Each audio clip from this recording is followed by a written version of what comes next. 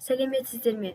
Мен Жамбыл облысы Тұрар Рысқұлов ауданы Максим Горький атындағы орта мектептің 10-ші сынып оқушысы Бейсенбай Сымбат Бауыржанқызы.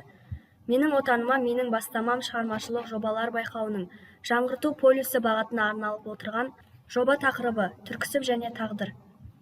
Тақырыптың өзектілігі: қазіргі кезеңде түрксіб темір жолы туралы, тағдырын түрксібпен тоғыстырған әулеттің тарихы туралы ғылыми шығармашылық тұрғыдан бізге белгісіз деректер бар. Түрксіб темір жолы және қазақтан шыққан тұңғыш машинист Жабира Жүсіпова апамыздың өмір жолы, тарихы туралы мәліметтер жинау, саралау, зерттеу жұмысының өзектілігі болып саналады. Жоспар: бірінші, түрксібтен бастау алған тарих. Екінші, Пай-пай паровоз, қазақтан шыққан тұңғыш машинист қыз. Түрксібтен бастау алған тарих. 1927 жылы Жетісу теміржол магистралінің құрылысын бастау туралы Халық комиссарлар кеңесінің қаулысы шығып, және құрылыс Түркістан-Сібір темір жолы деген атауға ие болды. Түрксіб тарихы осылай басталды. Жазба деректерде 1927 жылдан бері салынып жатқан әйгілі Түрксіб темір жолының оңтүстік бағытының салынуы туралы Гудок газеті «Ставим на рельсы новую жизнь» деп жазды. Түрксіб темір жолының салынуы 20 ғасырдың 20-30 жылдардағы ең ірі құрылысының бірі болды.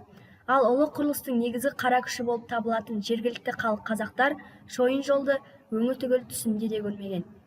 1930 жылы 31 желтоқсанда Түрксіб пайдалануға беру туралы актіге қол қою. Алғашқы айларында Түрксіб бойынша тәулігіне 5 жұп пойыз өтті. Пай-пай паровоз, қазақтан шыққан тұңғыш машинист қыз. Ғылыми еңбектерді пайдалана отырып, Жабира Жүсіпқызының ғұмырнамасын жан-жақты қарастырудан бастадық. Жүсіпова Жабира, кей құжаттарда Жабира Жүсіпова 1922 жылы 15 мамырда дүниеге келген. Азан шақырып қойған есімі Жабира. Жабира 4-5 жасында ата-анасынан айырылып, балалар үйінде тәрбиеленген. Қаршадай қызды өмір тым ерте есейтті.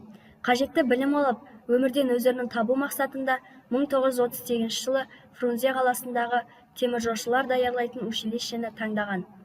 1941 жылы Ұлы Отан соғысы кезінде елдегі еркек кіндіктілер майданға аттанды. Сын сағатында ерлермен бірге әйелдер де сапқа тұрды. Теміржол әскери жағдайға келтірілді. Фашистік армияның қанқұйлы әрекетіне теміржолшылардың берер жауабы табандылықпен еңбек ету, жауды жеңгенше жан аямай күресу болатын. Мезгілдің қатаң сыны ешкімде еркелете қойған жоқ. Әйел бала шаға демей түгел еңбекке қатысты. Бұл кезде Жабира біршама тәжірибе жинақтап өзін көрсете бастаған еді. Паровоздың тілін біліп, оны ұршықша еретін қабілетіне деподағылар риза болысты. Әйел машинистер арасынан ең алғаш Ленин орден омырауына тақты. 1971 жылы 24 ақпанда жоғары кеңеске депутат болып сайланып, Қазақстан Компартиясының 12-ші съезіне делегат болып қатысты. Жабира апамыз съезге шақырылғанда 20-шы қатар 72-ші орында отырған екен. Тарихи құжаттар бойынша нөмір 1 Қазақстан КП Луговка аудандық комитетімен және еңбек депутаттары аудандық кеңестің атқару комитетімен құрмет грамотасымен марапатталды. Нөмір 2 1967 жылы еңбекшілер депутаты облыстық советінің атқару комитеті өндірісте ұзақ жылғы және мінсіз қызметі үшін грамотамен марапатталған. Нөмір 3 1963 жылы Луговой ауданы депосының басшылығы және жергілікті комитетінің құрмет грамотасымен марапатталған. Нөмір 4 1966 жылы Луговой депосының басшылығымен және жергілікті комитетінің құрмет грамотасымен марапатталған. Нөмір 5 Владимир Лениннің 100 жылдығына арналған ерен еңбегі үшін марапатталған. Жабира Жүсіпқызы машинист қызметінде жүргенде ойынан шығып, сенімін ақтаған көмекшісі Дәулетқұлдың іскерлігі де өзінен кем соққан жоқ.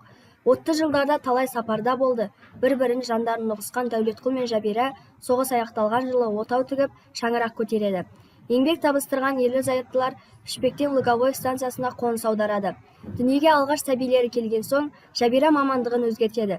1977 жылы бала күтімі бойынша демалысқа шыққанға дейін станцияда стрелкасы, яғни бағыттаушы болып жұмыс істейді. Жұбайы Дәулетқұл өз кәсібін жалғастырады.